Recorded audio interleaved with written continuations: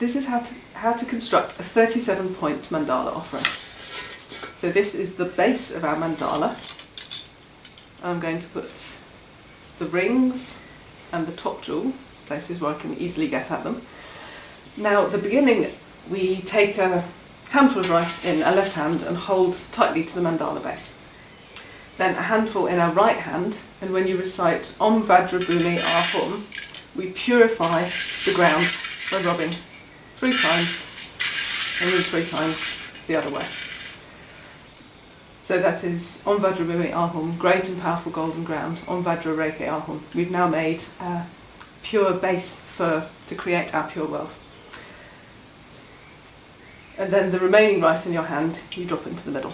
And we place on the first ring of our mandala, which will form the basis for the great mountain and the 4 continents. With another handful of rice, we then make the iron fence that spans around the outer circle. When you're making the mandala, you always begin in the east, which is the point closest to you.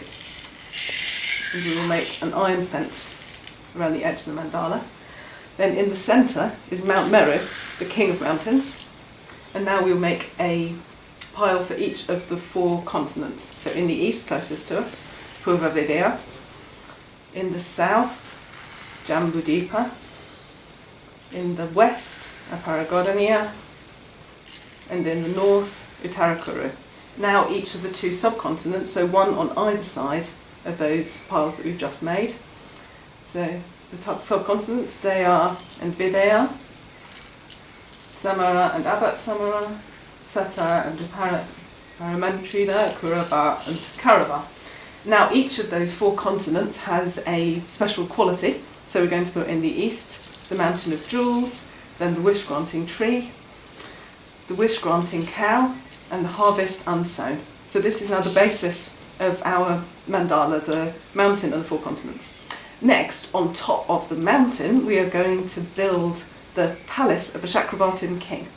So in this palace, we're now going to put the precious objects possessed by a Chakravartin king in the same order as we did on the last ring, so beginning in the east, the precious wheel, the precious jewel, the precious queen, the precious minister, the precious elephant, the precious supreme horse, the precious general, and the great treasure vase.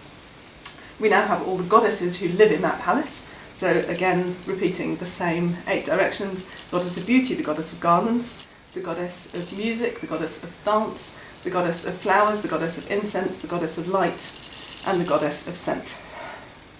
Finally, on the top of Mount Meru, we have the sun and the moon in the east and the west, the precious umbrella and the banner of victory in the other 2 directions, and then finally on the top,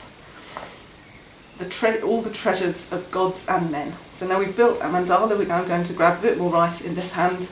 We can hold it as we offer it to the Guru and imagine a Guru accepting this pure world that we have created with delight.